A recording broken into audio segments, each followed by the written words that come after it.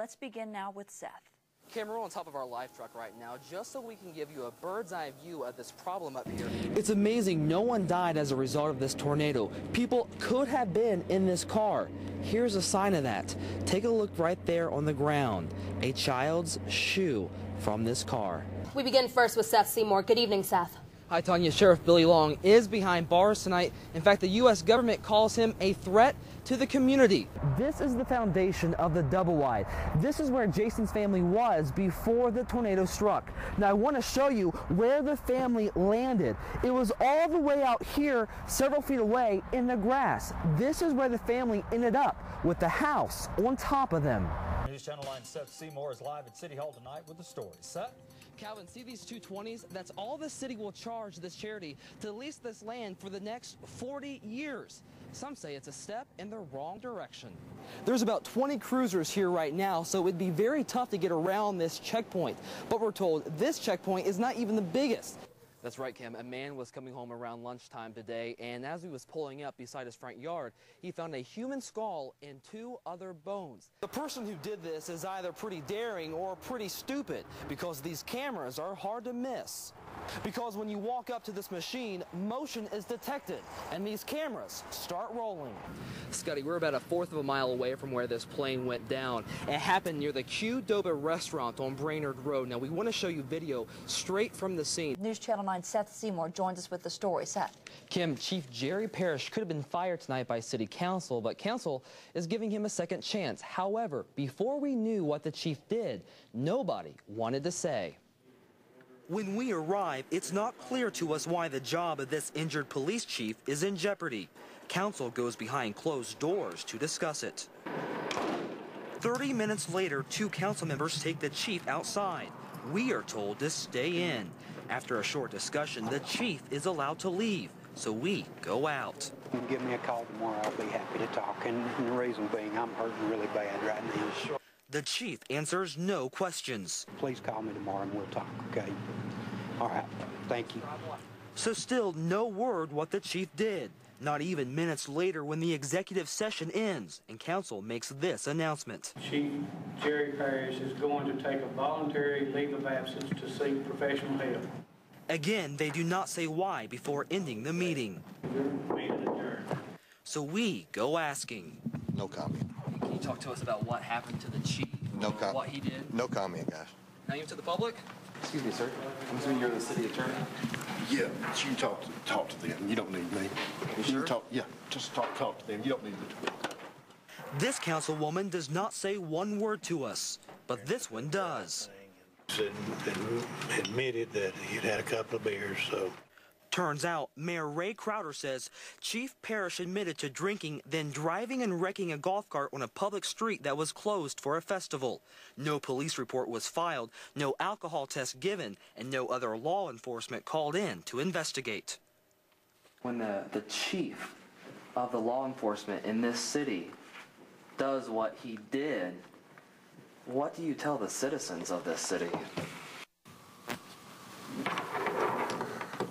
That's a good question.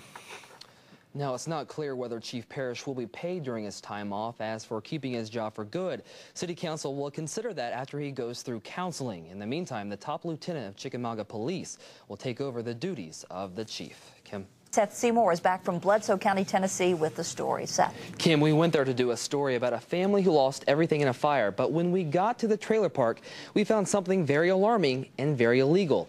Even after 2 big fires, some of those trailers have no smoke alarms. A rental trailer burned to the ground 4 weeks ago. Next door, another destroyed last week. Both expose what could be a major problem in this Bledsoe County trailer park. Does it surprise you that you didn't have any smoke detectors? No, not really. Why not? A lot of people around here ain't got them. So under state code, their landlord is breaking the law, saying it's unlawful to own or operate a rental unit without installing an approved smoke detector. If some of these people would let you walk through their trailer, They're probably in a you fire would find alarm. a trailer here without a fire alarm right now. So we went looking, and right away we found this woman living without any alarm. Does it worry you to live in a home where there's no smoke detectors or fire alarms, and when you see what's happened so close to you? Yeah, it does with these two kids, yeah. She lives just down the road from Waylon Owens. He moved here last week. Before I move in, I was like, I need some smoke detectors, and he said he'll get me some, so. But you're still waiting? Yeah.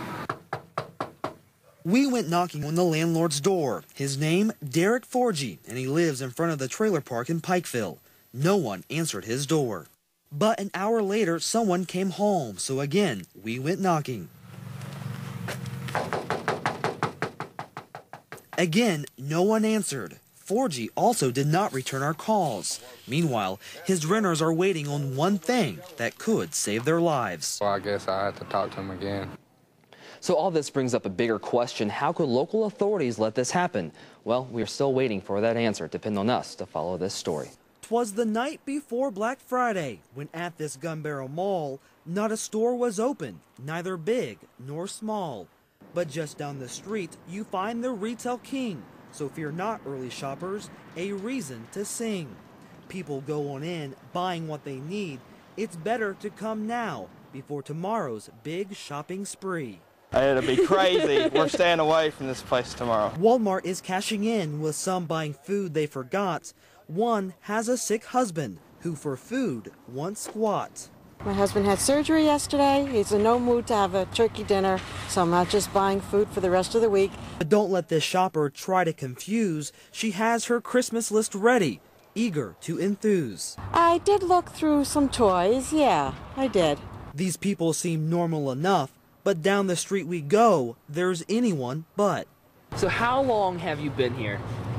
Since yesterday at 2 o'clock. Welcome to Best Buy, where these shoppers wait. The doors open at 5 a.m. to deals they hope are great.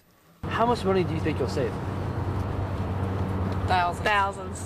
The first so many get vouchers for good buys. They say it's worth it, even if flurries fly. A laptop for about $200–300. Some sleep in tents, even in yesterday's rain. Others pulled up their cars. Cold weather is too much pain. I don't know if it's really cheating, but it's kind of smart. So the holiday shopping season is in full swing. So spend that money now and make the beautiful noise ka-ching.